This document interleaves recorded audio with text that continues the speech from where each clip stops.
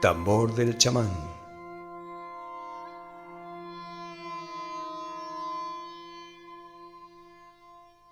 Un podcast sobre mito e identidad humana.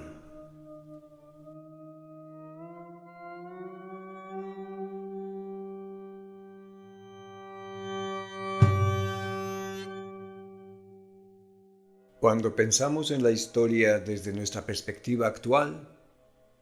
no lo hacemos tan solo como lo hacían Tucídides o Tsumachen,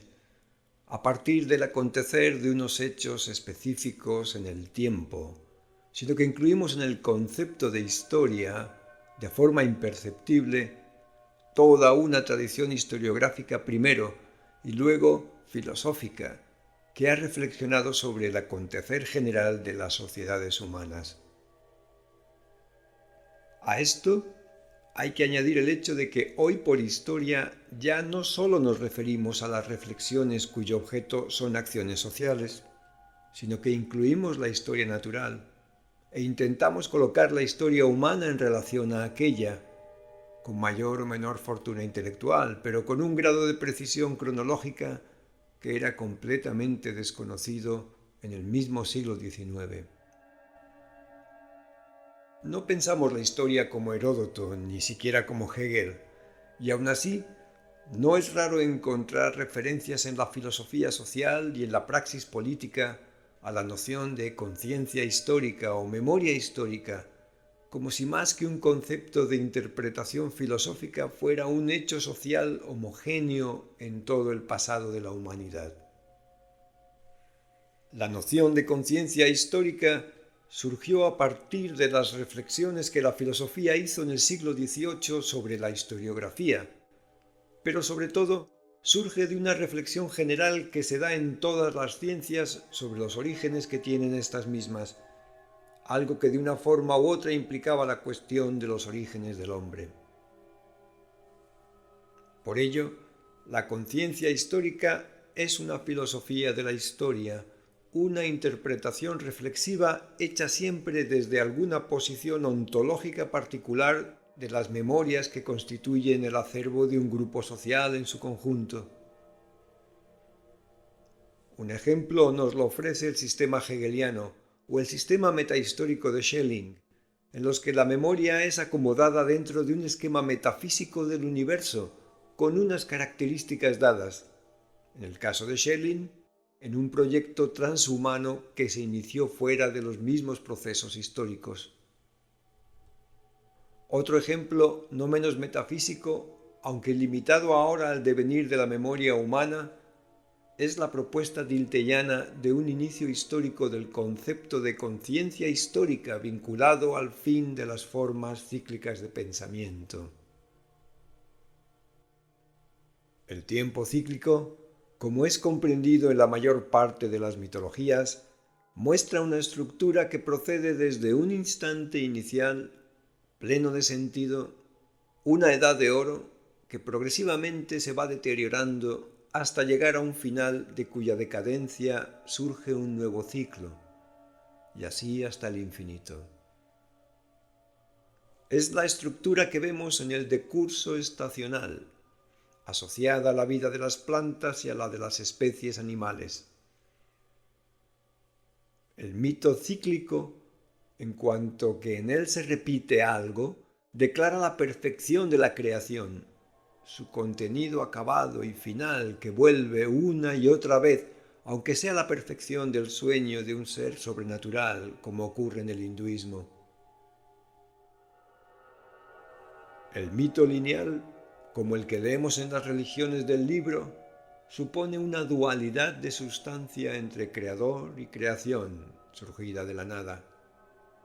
Una dualidad que hace que la creación, considerada como finita e imperfecta, solo pueda ser resuelta dentro del esquema de perfección del ser creador sobrenatural, con la vuelta de este componente finito a su creador. Algo así como una reabsorción final en la divinidad como la que propugna el cristianismo y que supone un ciclo cósmico irrepetible. En efecto, una creación lineal presupone una sustancia cero de un orden diferente que la sustancia 1, de la que se deriva, pero con respecto a la cual debe haber una diferencia que le da su identidad propia, mientras que una creación circular implica que de la sustancia n se derivará nuevamente la sustancia 0. En cualquier caso, una cosmogonía que utiliza categorías sobrenaturales, ya sea lineal o circular, presenta antinomias similares y funciona socialmente de manera equivalente a un mito. Si observamos el pensamiento histórico anterior a la filosofía de la historia, vemos su vinculación directa con el fenómeno de la escritura, es decir, con un cambio efectivo en las condiciones materiales de la memoria humana, a partir del cual se inicia un proceso de expansión del horizonte del pasado y focalización de sus contenidos. En los textos egipcios, babilonios, en los asirios, encontramos crónicas militares, tratados, listas de nombres de reyes, dedicaciones de templos a divinidades, junto a códigos legales, oráculos y profecías, encantamientos o narraciones sobre los dioses. Con estos escritos, la identidad grupal se perfila en grados cada vez más complejos, y es la comprensión de los cambios conforme a un orden lo que viene explicitado en los propios relatos, y toma forma una representación más amplia de la vida. La historia es el registro, la marca simbólica que objetiva la acción en el lenguaje mediante un acto reflexivo en el que ya sabemos que estamos siendo reflexivos, pues el escritor lo ha comprendido al interponer un medio material. Basta con leer los textos de las cartas acadias del siglo XVIII antes de nuestra era, o las canciones de amor egipcias del siglo XIII, o los himnos reales sumerios que incluyen en el texto la acción de estar recitando el texto para observar el grado de conciencia ya alcanzado acerca del acto de la escritura, acerca de su valor documental en relación a la memoria. En el himno de Enheduanna, hija de Sargón de Acadia, el documento da las referencias con respecto a los dioses y a la autoridad de la ley, además de narrar acontecimientos históricos en un tono testimonial que incluye fragmentos de la biografía de Enheduanna. El pensamiento histórico no surge exclusivamente dentro de la mitología cristiana, como propone Dilthey. La historicidad del cristianismo es el resultado de algunos milenios de pensamiento histórico al que se ha incorporado la reflexión historiográfica griega, impregnada como estaba de las exigencias epistemológicas de hacer discursos basados en los hechos. No obstante, la historicidad como intuición del decurso temporal y condicionamiento que el pasado ejerce sobre el presente es independiente del grado de rigor con el que el historiador o el cronista recojan su información, como también lo es del hecho que una cosmogonía sea cíclica o no. Si tomamos el rigor como determinación de lo que es pensamiento histórico, no podríamos dar a éste una existencia de más de 100 años. Los datos históricos y su manipulación en la historiografía arcaica son, desde nuestra perspectiva de la información digital y la datación moderna, inadmisibles. Si bien los aceptamos en toda su imprecisión como muestra de las interpretaciones a los que fueron sometidos y extraemos información valiosa precisamente de su desinformación. Si el criterio para la aparición de la conciencia histórica es la ausencia de metafísicas cíclicas, como propone Dilthey, no podríamos dotar de historicidad, por ejemplo, los escritos del Artha Shastra de Kautilya,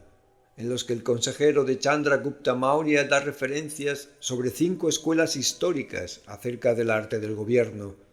una historicidad sin la que es imposible escribir un tratado político-económico así. Cuando hoy hablamos de conciencia histórica o pensamiento histórico, incluimos las reflexiones aportadas por la filosofía de la historia, y éstas han mostrado en su variedad teórica que no hay una única forma de pensar el asunto, y al hablar de conciencia histórica nos encontramos con discrepancias hasta en la definición del sujeto pensante y el objeto de estudio. Así, por ejemplo, Marx había sostenido que la idea abstracta de hombre, separada del contexto de clase, no tiene sentido,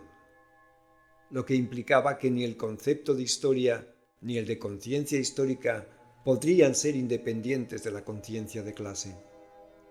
La tesis marxista postulaba que la conciencia humana, en el sentido de ideas y concepciones sobre la vida,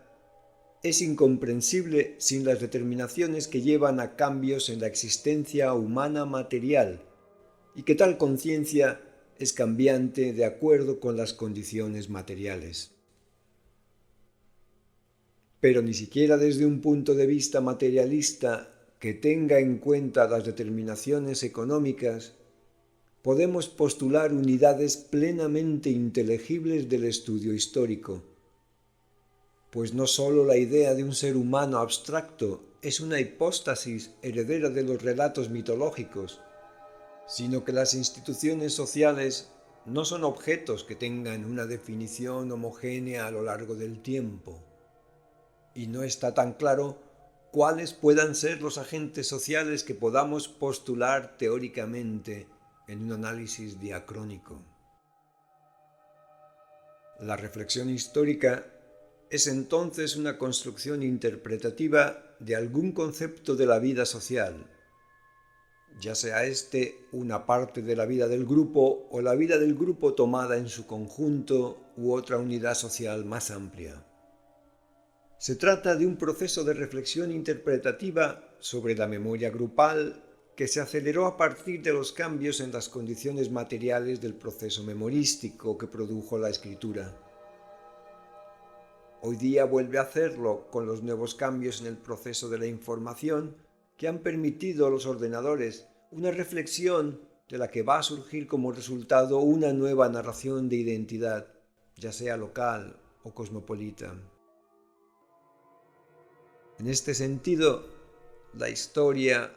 parece cumplir la misma funcionalidad social que el mito,